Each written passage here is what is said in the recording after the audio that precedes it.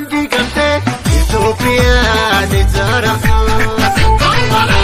Bilisummaa karaa taphaa walaabummaa afaan qofaat. Oromummaa karaa taphaa sabboonummaa afaan qofaat.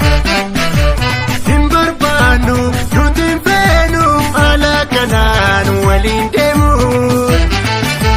Karaa gabrummaan bifa jijjiirratee amala godhatee bilisummaa nutti fakkaatu. Kan Oromiyaan diigamtee Itoophiyaan ijaaramtu.